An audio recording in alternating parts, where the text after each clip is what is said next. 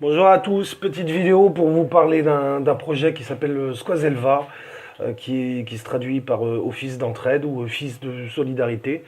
Donc c'est un projet qui est en étude depuis pas mal de temps, de quelques années déjà. Et là, depuis un an, on commence un petit peu à structurer ça, à essayer de le structurer, à rencontrer des gens, à trouver des réseaux, trouver des gens qui veulent faire pareil que nous et qui n'avaient peut-être pas un nom accrocheur, qui n'avaient peut-être pas les réseaux suffisants, etc. On a tous des problèmes, je veux dire, là où il y en a un qui va manquer de moyens, l'autre il va avoir l'argent, l'autre il va avoir du réseau, l'autre il va avoir ci, il va avoir ça. Bon, voilà, on essaye de coordonner tout ça, de fédérer pas mal de monde. Donc après, bon, le nom, voilà, c'est ce qu'on a lancé. Si c'est pas ce nom-là qui est retenu à terme, nous on aimerait bien l'institutionnaliser un petit peu. Donc ça c'est un petit appel aux parlementaires du DEL, du Parlement général de Bretagne, peut-être de s'intéresser à ce qu'on fait et puis d'inclure notre office dans leur considération au moins au départ. Maintenant, on va surtout, voilà, on va surtout faire nos preuves, commencer à faire nos preuves, peut-être avancer voilà, quelques publicités. Et, euh, et donc voilà, donc c'est bon pour résumer, c'est un réseau, hein, c'est comme une association mais sans statut associatif, une association de fait où on va essayer de mettre en relation les uns les autres, les gens qui ont besoin, les gens qui ont quelque chose à donner. Donc voilà, un petit quelque chose. Je sais qu'il y a pas mal de gens qui ont envie de le faire, qu'on n'ont pas encore franchi le pas parce qu'ils ne se sentaient pas bien accompagnés peut-être dans les associations existantes ou dans les structures étatiques. Et ou mal coachés, je sais pas, et puis ou que ça correspond pas du tout aux valeurs qu'ils essayent de transmettre, parce que, bon, voilà, je veux dire, l'État français et les associations estampillées françaises vous vendent le modèle français, même en Bretagne et partout ailleurs, ils vous vendent le modèle français, comme lumière du monde, comme tout le monde, voilà, mais ils amènent ça avec eux dans les valises, en rassemblant les gens qui sont de bon cœur et puis qui veulent aider. Donc, bah, nous, ça nous correspond que moitié mal, si vous voulez, parce que aider les autres, d'accord, mais pour que ça profite à l'image de marque de l'État français, non. Voilà, ça ne nous intéresse pas. Donc là, on va inverser la tendance. On va faire quelque chose qui est de l'ordre du normal, qui est de l'ordre du recommandable et de l'honorable, qui est d'aider les autres. Mais que nous, on le fait avec notre image bretonne, avec euh, pour donner aussi une bonne image de notre réseau indépendantiste et légaliste, même autonomiste. Moi, je fréquente un petit peu de tout le monde. Je fréquente même des gens qui sont complètement foncièrement contre l'indépendance de la Bretagne, du Pays Basque. Mais voilà, ça m'empêche pas de m'entendre avec des gens sur d'autres sujets. C'est ça qu'il faut rechercher. Faut essayer d'être des leaders plutôt que de tout le temps râler, tout le temps râler, tout le temps gueuler. Euh, on peut le faire. Voilà, on peut le faire quand il faut. Mais plutôt que de tout le temps, tout le temps, tout le temps, tout le temps être dans la position de celui qu'on snipe, il faut commencer à sniper. C'est tout. Il faut commencer à être des leaders, à montrer une dynamique, à montrer quelque chose. Et je pense qu'on est au bon moment parce qu'il y a le Parlement qui a été mis en place. Et puis, donc, bah, tout le monde connaît un petit peu, moi, mes attentes vis-à-vis du Parlement. Et c'est vrai qu'actuellement, bon, le dialogue peut être compliqué sur certains sujets, voilà. Mais de toute façon, c'est un parlement. C'est pas quand on adhère à cette idée de participer à l'effort parlementaire, on n'adhère pas à un parti politique ou à une tendance de quelques-uns.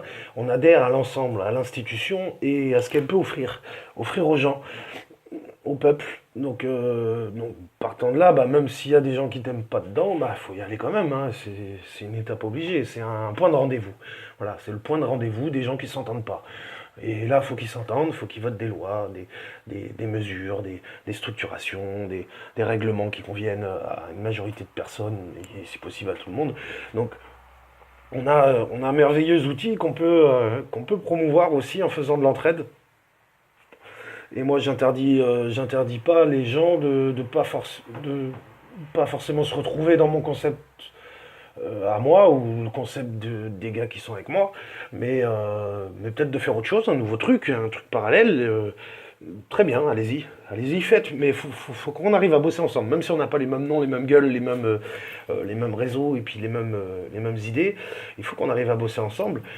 Et puis donner une bonne image de ce que par ailleurs on a toujours développé ou essayé de développer, c'est-à-dire une Bretagne libre. Voilà, quand je dis libre, c'est un mot fort. Moi, je veux pas une Bretagne libre pour la diriger ou pour que mes copains la dirigent.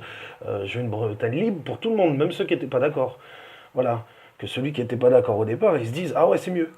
Ah ouais, et puis on m'a donné quelque chose à faire, on m'a donné du pouvoir, on m'a donné un peu d'économie, on m'a donné une chance, voilà. C'est à ça qu'il faut tendre. C'est pas à qui va être le plus beau, le plus brillant et qui va pouvoir diriger tout le monde. Donc partant de ce principe-là, voilà, on fait des choses comme ça en parallèle. Et là, bon, je commence un petit peu à en parler. Nous, on s'est surtout intéressé à tout ce qui était dépanner aide alimentaire, mettre des gens en relation, et puis le logement, travailler sur la question du logement. C'est un gros sujet dans le sens où il y a beaucoup de jeunes de Bretagne qui sont en rupture familiale ou en rupture avec la société ou en rupture économique. Ils n'y arrivent pas, ils n'arrivent pas à se projeter dans le monde qu'on leur propose. Ce qui a pu être mon cas aussi à une époque, peut-être, je sais pas, peut-être quelque part, mais voilà, moi j'ai trouvé mes propres solutions, j'ai été, voilà, j'ai puisé dans mes racines, j'ai puisé dans ma culture, j'ai puisé dans mes horizons, j'ai puisé dans la culture hip-hop que j'ai très bien connu et écumé sur Nantes. Voilà, j'ai puisé dans ces références-là pour m'en sortir, pour faire quelque chose, pour vivre, pour avoir une vie familiale tranquille, peinard. Voilà, qu'on m'emmerde pas, il y a des moments difficiles, mais voilà, j'ai toujours essayé de tendre vers la tranquillité et, et je veux que les gens soient tranquilles aussi. Et je vois beaucoup de gens parce que, bon, moi je chine des petits campings quand je suis sur les côtes atlantiques, les caravanes, je vais chercher des petites caravanes, je les revends pas très cher. Donc souvent c'est pour faire une caravane de cuisine pour les voyageurs, ou alors c'est aussi beaucoup, quand je dis beaucoup, c'est beaucoup, j'ai 7 appels sur 10, c'est des petits jeunes qui sont dehors, c'est des petits jeunes à la rue. Alors, vous voyez, moi, l'hiver, je sais que je vais vendre des caravanes parce que je sais que je vais avoir tous les voyageurs qui vont chercher une caravane cuisine. Euh, et puis qu'il y a énormément de gens qui sont à la rue l'hiver et qui ont besoin d'être au chaud. Donc, une caravane, c'est le premier truc auquel ils pensent. Donc voilà, on a essayé d'aider pas mal de gens, hein. Vraiment pas mal de gens, quitte à baisser nos tarifs, à pas faire de profit sur quelque chose qu'on a acheté et puis qu'on voulait revendre. Et puis voilà. On a essayé de faire quelque chose pour les gens. Et maintenant on essaye de débarrasser des caravanes pour les offrir à des gens qui sont dans la merde, tout simplement. Il y a beaucoup de gens dans la merde, et vous qui militez, parce que je sais que la majorité des gens qui me regardent sont des militants, euh, vous qui militez, vous connaissez quelqu'un qui est dans la merde à cause du militantisme, déjà. C'est pas forcément la vie ou quoi que ce soit, c'est le militantisme. Une personne, bonne famille ou pas bonne famille, peu importe, mais qui a fait un petit peu d'études, qui a du bagou, qui a un petit peu de bagage, qui a un peu d'expérience, qui a de la volonté, une volonté de faire, etc. Et qui va avoir les mille misères. Les mille misères parce que, à côté de ça, il y a une pensée politique qui s'est développée, il y a quelque chose de l'ordre de l'inaccessibilité d'un rêve d'indépendance qu'on a essayé de marteler à tout le monde, pas nous, mais les autres. Euh, voilà, il y a une réaction. Donc cette réaction-là, forcément, elle a créé un militantisme chez beaucoup de gens. Il y a beaucoup de gens qui se réveillent un matin, que ce soit à 10 ans, à 20 ans, à 50 ans, à 30 ans, à je sais pas quel âge. Il y a beaucoup de gens qui se réveillent un matin et se disent, bordel, le nombre de problèmes. Et là, il faut faire quelque chose. Et puis ils s'intéressent, et puis si, puis ça, puis ils forment leur opinion politique, et puis ils rentrent dans le mouvement breton comme ça. Et puis il y a énormément de gens qui ont débarqué de nulle part du jour au lendemain, et puis qui ont fondé des mouvements. Parce ils avaient la rage en eux, c'est pas normal. Vraiment pas normal. Donc, arrivé là, l'État français, lui, il voit que ça se développe. Faut savoir, il y a 60 000 60 000 personnes qui font partie, a priori, du mouvement culturel breton, culturel, donc qui font de la langue, de la culture, de la musique, de la création estampillée Bretagne, Braise, voilà, du 100% pur beurre que tout le monde applaudit, voilà, avec les bagadous, etc. Bon, 60 000 personnes, vous vous rendez compte, c'est énorme, c'est énorme, vraiment énorme. On a 60 000 personnes qui défendent la culture, ce qui reste de la culture, et qui essayent d'en faire quelque chose de créatif. 60 000. Moi je dis chapeau, et puis on s'en rend pas vraiment compte qu'on est en force. Vraiment pas compte. Parce que derrière, on estime à entre 50 et 70 000 personnes qui sont de couleur politique, estampillées bretonnes, plutôt tendance indépendantiste. Plutôt. Je dis pas qu'ils le sont tous, ou voilà, faudrait faire des études sérieuses là-dessus, mais il y a énormément de gens qui sont régionalistes, autonomistes, indépendantistes, soit issus du milieu culturel ou non, soit complètement invisibles dans le sens où ils se contentent de voter et d'apprécier le contenu qui leur est créé. Mais il y a énormément de monde. Vous voyez, le Parlement, vous avez une équipe d'une trentaine de personnes qui gère la logistique depuis quelques années. Vous avez au moins tout autant de personnes qui gravitent autour. Vous avez 500 électeurs, 500 électeurs, les premiers électeurs, ils sont 500, pas moins de 500. 500, ce sont des gens très engagés, très militants. Voilà, bon, il y a des gens à qui je m'entends pas du tout là-dedans, hein, mais ce sont des gens engagés, des gens militants, des gens qui lâcheront rien. 500 personnes pour structurer quelque chose autour de 33. Bon, moi je serais favorable au nombre de 36 parlementaires comme la Constitution de 1485 le précise, mais bon, on a une trentaine de parlementaires et 500 personnes autour pour les aider. C'est tout simplement énorme pour un mouvement breton. C'est au-delà d'un parti politique. Il y a un potentiel plus grand, plus fort, beaucoup plus fort. Et avec ça, on a l'impression des fois qu'il y en a, ils le voient pas ou ils veulent pas s'en servir. Mais ça développe une image, pas négative, mais une image qui n'est pas positive du coup. On ne fait pas de sortie de communication avec ce qu'on peut faire à côté. Et ce qu'on peut faire à côté, c'est énorme. Je veux dire, les gens ne sont pas obligés de s'engager en politique politicienne. On peut faire de la politique économique, de la stratégie économique. On peut faire pas mal de choses, du social.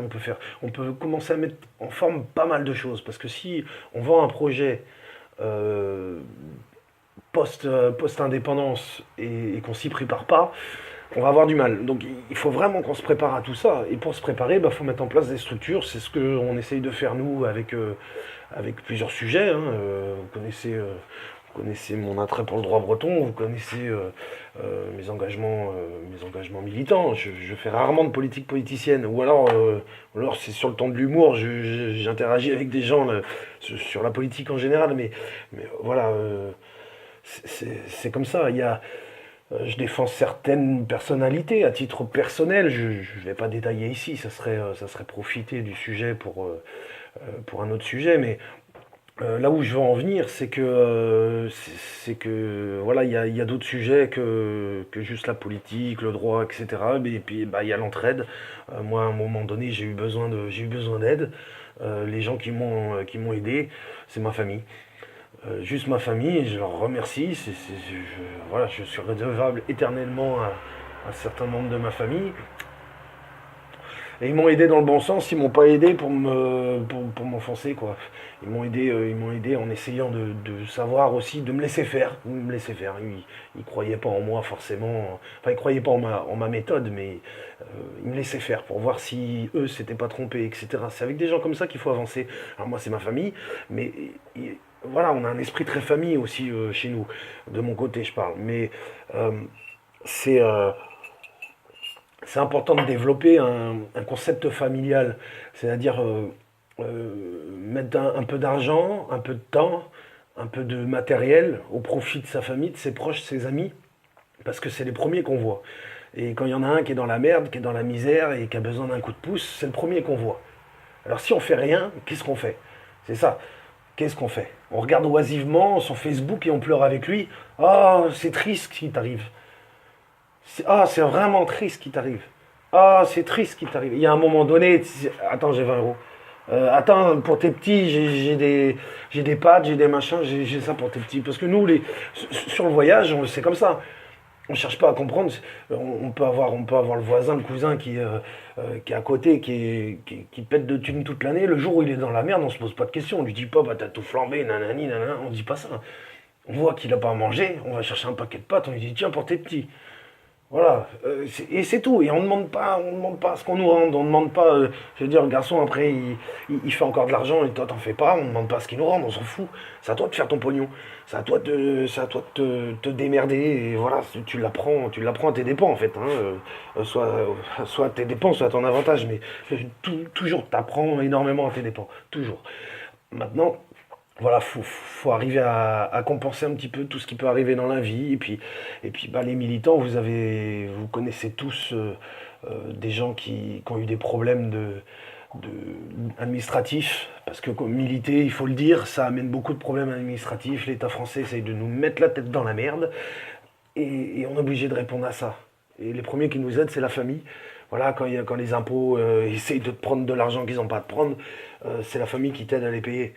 C'est tout. Et si tu as réussi à payer, quand tu n'as plus à manger, c'est ta famille qui te fait manger. Voilà, c'est ça. Les amis, la famille, les gens loyaux, les gens, voilà, tes frères. C'est eux qui t'aident. C'est eux qui t'aident. Les bons plans, les gens qui te font travailler, voilà, c'est eux qui t'aident. C'est pas l'État, c'est pas les associations, c'est pas ci, c'est pas ça.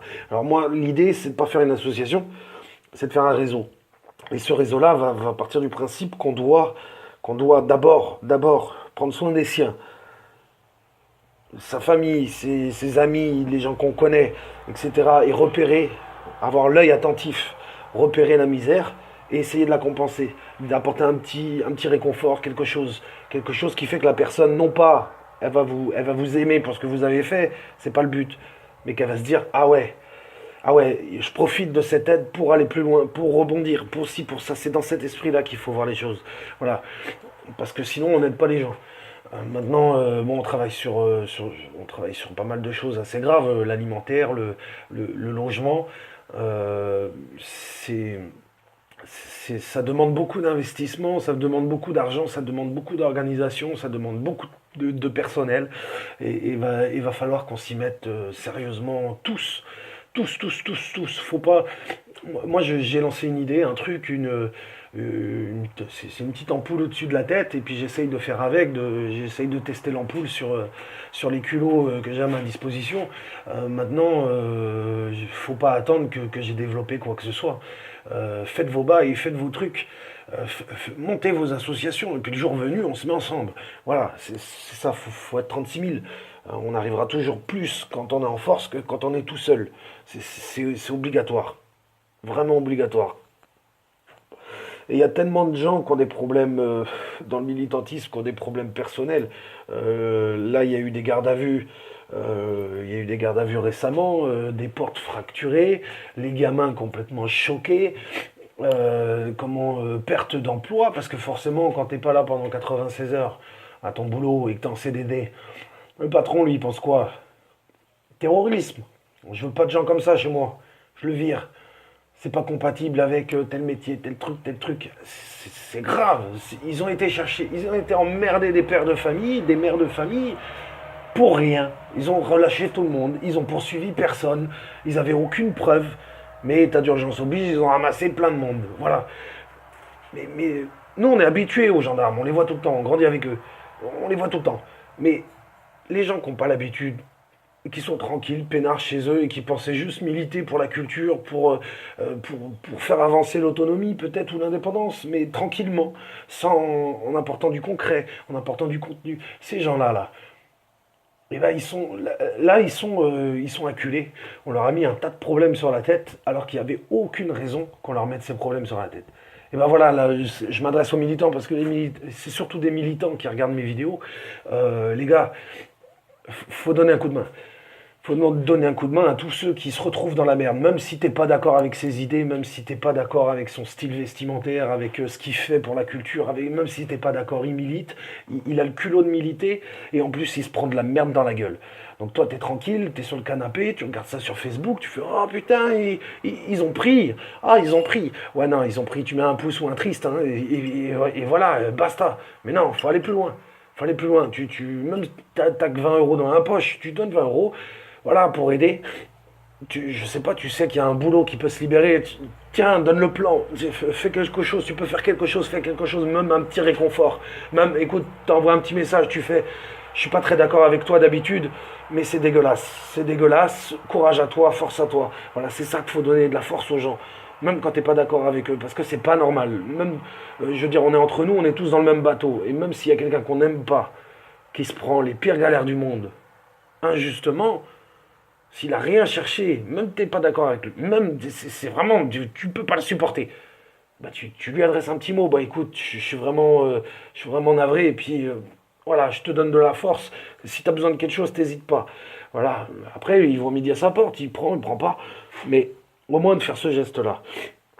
Parce que ça arrive, et ça arrive constamment, vraiment constamment. Tous les ans, on a des militants qui se font ramasser ou qui se font faire des problèmes monumentaux avec les impôts, avec la CAF, avec la Sécu, le RSI, etc. Pour le militantisme, je ne parle pas des erreurs habituelles, je parle pour le militantisme. C'est-à-dire que du jour au lendemain, bam, il y a un truc qui te tombe sur la gueule. Ah bah ouais, mais bon, tiens, tu postes quelque chose sur Facebook qui dérange ou qui fait du buzz, 2 semaines après, tu sais pas pourquoi, l'administration, elle s'est bougé le cul pour te faire des problèmes. Alors que toi, quand t'as rien dit, rien fait, et que t'as besoin de quelque chose, ils mettent 3 mois, 4 mois, 6 mois, peut-être des années. Voilà, c'est dégueulasse ce qui arrive. Vraiment dégueulasse. Ça touche des gens dans leur cœur, ça touche les petits-enfants. Les petits-enfants, ils voient leurs parents se faire arrêter pour rien. T'imagines, tes pères de famille ou mères de famille t'expliquent à tes enfants la Bretagne, tes origines, si, ça. Tu dis, voilà, nous on est comme ci, on est comme ça. C'est gentil quand tu parles à un enfant, c'est gentil. Tu dis jamais à un enfant, va tuer les Français et puis va poser des bombes. Tu dis jamais ça. Jamais. Tu les épargnes. Tu leur donnes le beau côté de l'histoire, le beau côté du militantisme. Tu les fais rêver, les petits, c'est tes petits. Voilà, et les petits, ils kiffent les princes et les princesses, tu leur parles des ducs et des duchesses. Voilà, c'est aussi simple que ça. Et bien le rêve de ces gamins-là, il s'effondre quand il y a une garde à vue à 6 heures du matin. Il s'effondre complètement. Et là, les petits gosses, après, ils disent ah, mais les Français, si, les Français. Moi, j'ai entendu des petits gamins de militants, même les miens, dire mais pourquoi les Français ils font ça? Mais pourquoi les Français? Mais c'est quoi? Qu'est-ce qu'il y a? C'est des extraterrestres. Les gamins, ils voient l'État français, les gens, les Français, puis pour eux c'est pareil. Ils les voient comme des extraterrestres, comme des gens méchants. Et nous, on a essayé d'être gentils. C'est ça le pire. Je trouve ça injuste, éminemment injuste. Ça, faut arrêter ça. Faut qu'on arrête là. Faut plus que l'État français se dise qu'il peut avoir un impact sur nos enfants, sur nos propres enfants. Il ne faut plus ça. Il y a des militants, ils ont été plus ou moins sympathiques, ils ont fait de la culture. Mais ça a trop dérangé. Les enfants, ils n'ont pas eu de problème. Et une fois à l'âge adulte, des problèmes à l'université, des inscriptions qui se font pas, refusés à des postes administratifs, etc., etc. Alors qu'ils s'en battaient les couilles, les gosses. Mais c'est pas normal. C'est pas normal. Donc, faut vraiment stopper l'État français dans sa démarche de nous casser les couilles et de nous foutre la tête dans la merde. Faut leur montrer qu'ils ne peuvent pas nous emmerder. Ok, tu m'enlèves mon boulot. Ok, bah les copains, ils vont trouver du boulot. T'inquiète pas. Tu me fous en garde à vue. Tu défonces ma porte. Tu me casses les couilles. Tu fais des contrôles routiers tous les 4 fois par jour. Vas-y. Fais. Fais. Ouais. Mais s'il y a les 30 copains du village qui font la réflexion aux gendarmes aussi tous les jours. Vous l'arrêtez tout le temps, lui. Un jour, ça va chauffer. Comment, comment on peut emmerder les gens à ce point-là? Moi, je me demande. Au bout d'un moment, il va y avoir une réaction. Notre intérêt, c'est que la réaction, elle soit pas violente. C'est que le point de contact, il soit, voilà, il soit peace, il soit tranquille. Faut pas répondre avec la violence avec laquelle il nous attaque. Moi, j'ai l'habitude de dire que l'État français est un État terroriste. Et dans le sens de la définition même du mot terroriste, c'est une organisation qui propage de la terreur pour régner ou pour marquer ses intérêts. C'est exactement ce que fait l'État français. Chez nous. Donc, et chez les autres aussi, hein, au Pays Basque, ici, partout en Corse, ils mettent la terreur, ils instrumentalisent même le peuple en question en créant des groupes de terreur. Ils créent du terrorisme. Ils arrivent avec du terrorisme, ils créent du terrorisme et ils veulent résoudre le terrorisme. Ah mais nous, il faut qu'on réponde à ça. T'arrêtes des gens pour rien. Très bien, tu vas pas nous emmerder longtemps. Pas longtemps, c'est 3 jours une garde à vue. 4 jours là pour le terroriste. 4 jours, c'est quoi 4 jours? 4 jours. Qui s'est pas retrouvé 4 jours tout seul? Qui s'est pas retrouvé dans un petit studio, peut-être une petite caravane, j'en sais rien. Qui s'est pas retrouvé dans un tout petit endroit, comme une petite cellule? Vas-y, psychologiquement, on peut répondre à ça. Voilà. On n'est pas, on n'est pas des bêtes, on n'est pas du bétail, quoi. Il faut, euh, il faut répondre à tout ça. Vraiment répondre à tout ça en faisant des actions positives, donc en formant des groupements d'entraide, de solidarité, par exemple. Voilà, entre autres exemples, il y a tellement de choses à faire en créant notre propre boulot. Mais la solidarité surtout, parce que si on peut trouver du boulot par solidarité, trouver à manger par solidarité, voilà, je parlais des portes cassées pour les gardes à vue. Je sais pas, on peut peut-être trouver une porte quelque part. Voilà, on peut aider les familles, on peut donner un petit peu à manger. Et puis surtout, il faut penser aux gamins, aux petits. Voilà, quand on sait qu'il y a un militant qui est dans la merde, faut essayer d'aider d'une manière pour que les gamins le ressentent le moins possible. Parce que c'est trop tard de toute façon. Les Français sont arrivés, gling, ils ont foutu le bordel dans la tête des gosses. Maintenant, mais à vie, parce que je veux dire, les petits, ils vont grandir avec ça. Et à l'âge adulte, faudra pas penser ou croire qu'ils vont être pro-français. C'est pas vrai, ils le seront pas. Ils le seront pas. Ils auront été marqués à vie. Même s'ils font rien dans leur vie, ils seront jamais pro-français. Jamais. Donc, voilà, c'est comme ça. C'est mathématique. Donc, moi j'ai envie de dire, faut adresser le message à l'État français. Plus vous nous emmerdez, plus nos gosses ils le voient, plus ils le voient, plus on sera nombreux demain. Et là, vous aurez du mal à nous emmerder. Voilà. Vous nous coupez nos vives, vous nous coupez nos moyens de subsistance, vous nous foutez un bordel dans notre vie.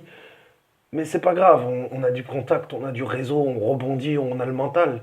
C'est ça, c'est là-dedans, on a le mental. Même quand ça va pas, même quand on est au fond du gouffre, même quand on n'y arrive pas, on sent que un jour, ça va ressortir et on va y aller tout chousse. Tout chousse. Puis on va être des gens importants. Et on va être des gens bien. Et on va bien nous le rendre.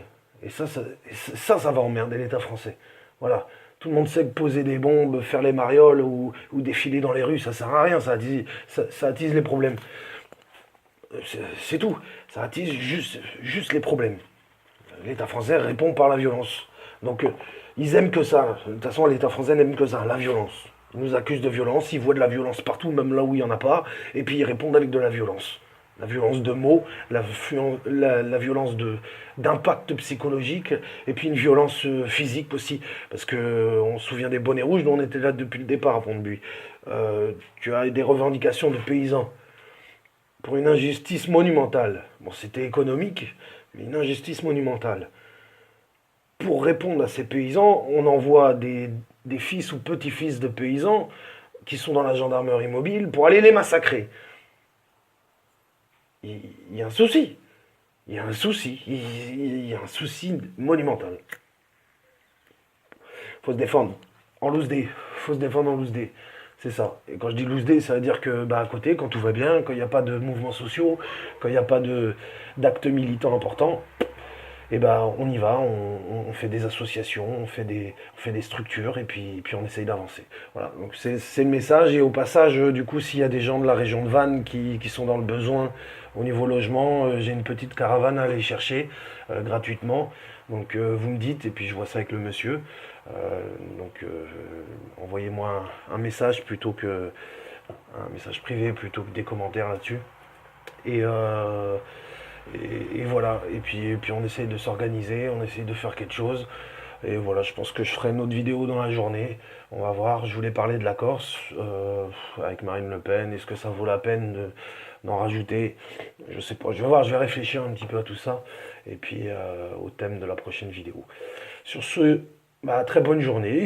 Enfin, chez nous, il fait beau, il fait chaud. Là, j'ai mis la veste parce que sinon, je suis en Marcel, donc ça faisait un peu, ça faisait un peu débraillé. Et ça, c'est la petite réponse technique à mon téléphone qui a cessé de... enfin, c'est le micro, le micro du téléphone qui a cessé de fonctionner. Donc du coup, je ne peux plus parler quand j'appelle et puis quand je parle dans les vidéos, bah, ça fait silence total. Donc j'ai mis voilà, petite réponse technique. Vous voyez, il y a un problème. Réponse aussi simple, c'est des petits riens. Voilà, Kenavo.